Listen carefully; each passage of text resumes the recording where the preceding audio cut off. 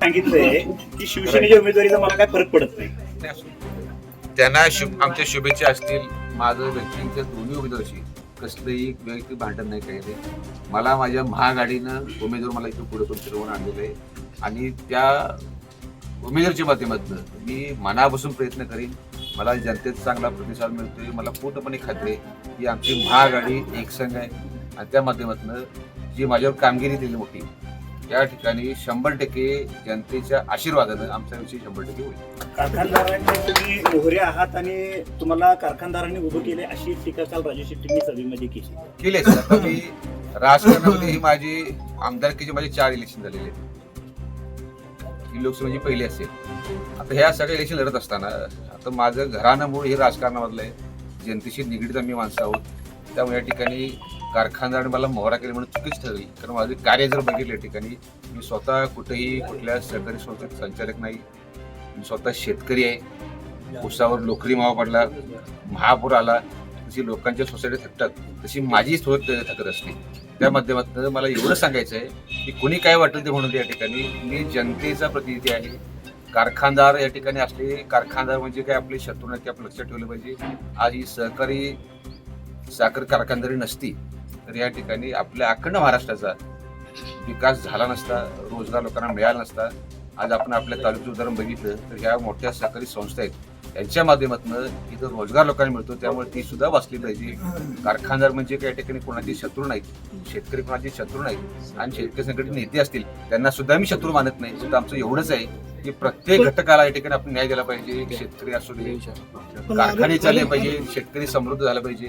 या माध्यमातून एक चांगल्या प्रकारे या ठिकाणी लोकांची अडचण सोडवणे हा आमचा मानस आहे. आणखीन एक अशी प्रकार टीका केलेली आहे त्यांनी, ज्यावेळी शिंदे फुटून गेले त्यावेळी गोव्यामध्ये तुम्ही बॅग भरून गेला होता, गोव्यापर्यंत तुम्ही गेला होता असं एक तिने टीका केली.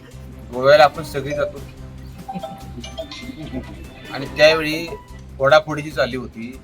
सरकार पाडायला लागतात आमदार, माजी आमदारांना फोडून सरकार पडत नसतात.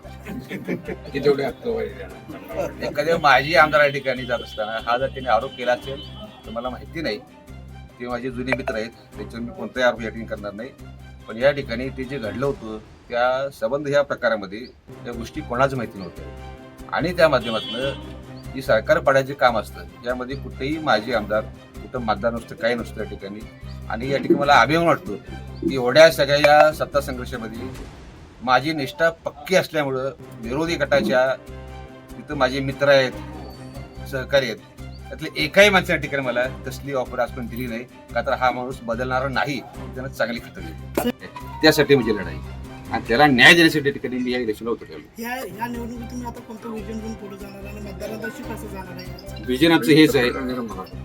आमदार मी या ठिकाणी जे काम केलं माझ्या कार्यक्षेत्रामध्ये, तशाच या ठिकाणी मला एक खासदार ह्या प्रतिमा असते खासदाराची, ती मला सुधारायची, जेणेकरून या ठिकाणी प्रत्येक माणसाला वाटावं की आपण माणूस निवडून दिला, मतदान केलं, त्याच्या माध्यमातून या ठिकाणी आपल्या पदार्थ काहीतरी पडलं. की समाजातले बाकीचे आपले घटक असतील त्यामध्ये त्याला कुठलंही आपण त्याला असं सांगू शकत नाही किंवा हा विषय खासदाराचा आहे, हा विषय खासदाराचा नाही.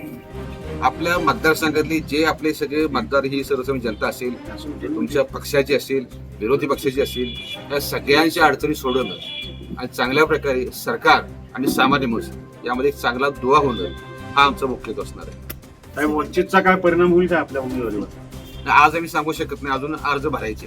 कधी भरणार? आमचा अर्ज 16 तारखेला भरणार आहे आणि साध्या पद्धतीनं भरणार आहे. कुठल्याही गाजावाजा न करता मोजकी रक्कम अर्ज भरणार आहे.